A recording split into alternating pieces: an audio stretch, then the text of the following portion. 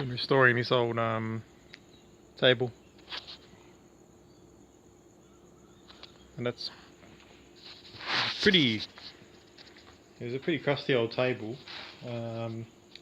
It had been left out in the weather for a long time. It had all dried out, it had gone grey. It was pine. Pine doesn't handle being out in the weather all that well. But now I'm pretty happy with that result. So it's got decided to go with the varnish on the top. Even though I'd used a lot of filler, I love to sand this down. So I've got screws in here, I've got varnish over the top, I've got filler. I put varnish over the top of that as well, so it's probably a bit risque, but I have this philosophy when it comes to working with materials, is I like to be honest about the material. So if something's got filler in it, what's there to be ashamed of? Why not just varnish it? Anyway, but it's come up really well. I'm really happy with the result of that. Some other stuff happening at the moment. Well, I moved this light switch. It was over the other side. Moved that there. No real wiring involved. It was just moving it from one side of the garage to the other. This is a door, and this door is going to go in this hole over there. You can see that hole there, that door frame. Had a really crusty cardboard door in it, so I'm chucking a new door in there. And I'm just making this up at the moment, so I'm undercoating it now. It's had a primer coat. It's had one undercoat. This is the second undercoat, and I'm going to flip this over tomorrow and do the other side. It's made out of Oregon, and they're all Oregon boards which have been cut down in order to get the door to be the right width. It's called a Legend brace door,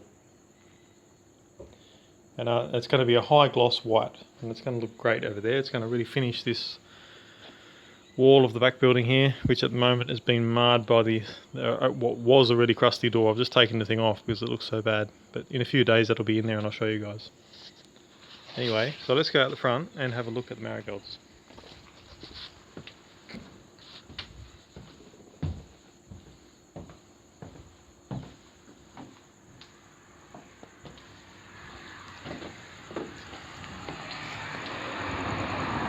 Yeah, so here's the Marigolds. There's been a lot more flowers blooming recently, particularly some of these more lemon yellow flowers. Particularly lemon, like a real pale lemon, like cool yellow. It's one of my favourite colours amongst the African queens. Is that really lemon yellow, and it's only come out recently, so I've had this good contrast with that really warm orange. As you can see here, that really warm orange, and some kind of more intermediate warm yellows, and then there's this really lemon yellow variety as well. So between the three, it's a really nice mixture. We've got a resident magpie here for its afternoon cheese. Got to feed them. There's some straw flowers. We talked about them before. They're coming on really well. The dahlias slumped over because I hadn't staked them up effectively. We had a lot of rain. They sort of slumped over.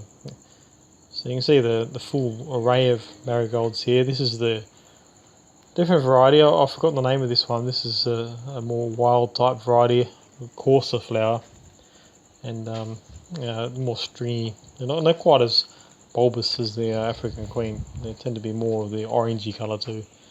But you can see that here I'm looking from the northern side, and most of the flowers are on the northern side of this marigold hedge, so to speak. Whereas if you were to look from the other side, like we just did before, then the flowers, there's less of them.